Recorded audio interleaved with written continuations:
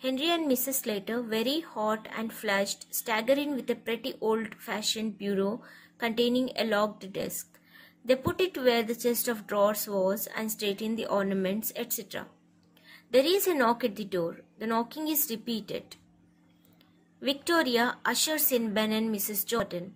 The latter is a stout, complacent woman with an irritating air of being always right. She is wearing an outfit of new mourning. Ben is also in complete new mourning. He is rather a jolly little man, but at present trying to adapt himself to the regrettable occasion.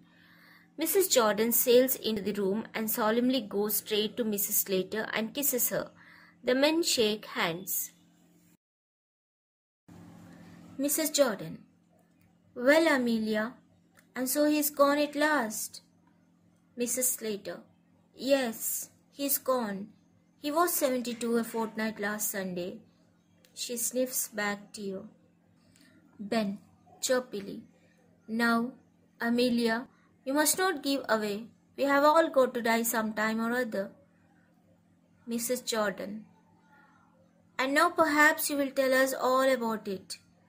Mrs. Slater: Father had been merry this morning. He went out soon after breakfast to pay his insurance. Ben: My word, it's a good thing he did. Mrs. Jordan: He always was thoughtful in that way. He was too honourable to have gone without paying his premium. Henry: And when I came in, I found him undressed, sure enough, and snug in bed. Mrs. Slater: And when we had finished dinner, I thought I would take up a bit of something on a tray. He was lying there for all the world as if he was asleep. So I put the tray on the bureau, on the chest of drawers, and went to waken him. He was quite cold.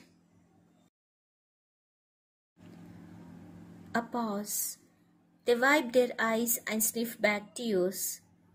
Mrs. Slater, rising briskly at length in a businesslike tone: Well, will you go up and look at him now, or shall we have tea? Mrs. Jordan: What do you say, Ben? Ben: I'm not particular. Mrs. Jordan, surveying the table: Well, then, if the kettle's ready, we may as well have tea first. Mrs. Slater puts the kettle on fire and gets tea ready. Henry: One thing we may as well decide now is the announcement in the papers. Mrs. Jordan: I was thinking of that. What would you put? A pause. Mrs. Jordan: Well, we'll think about it after tea, and then we'll look through his bits of things and make a list of them. There's all the furniture in his room. Henry: There's no jewelry or valuables of that sort? Mrs. Jordan: Except his gold watch. He promised that to Jimmy. Mrs. Slater: Promised your Jimmy? I never heard of that. Mrs. Jordan: Oh, but he did, Amelia, when he was living with us.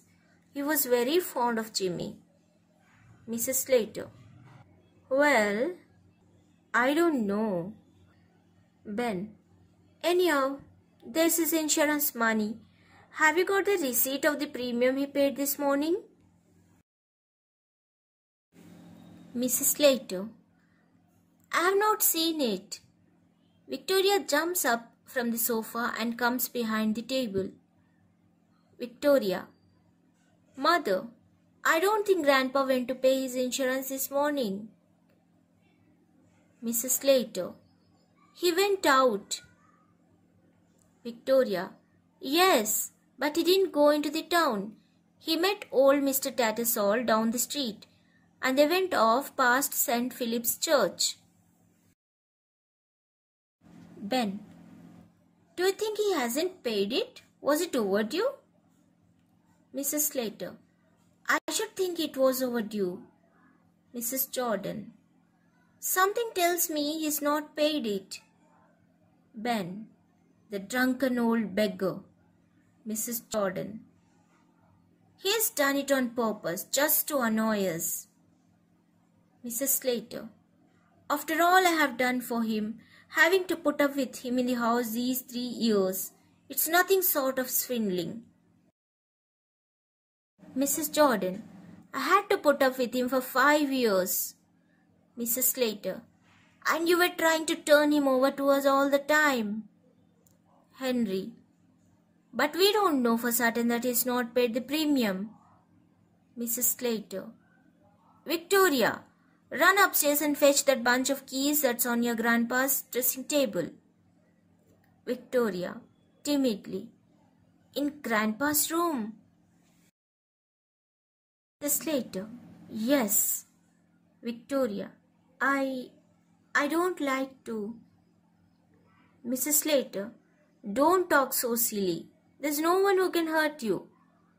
Victoria goes out reluctantly. We'll see if he's locked the receipt up in the bureau. Ben. In where? In this thing. He rises and examines it. Mrs. Jordan. Also rising. Where did you pick that up, Amelia? It's new since last I was here. They examine it closely.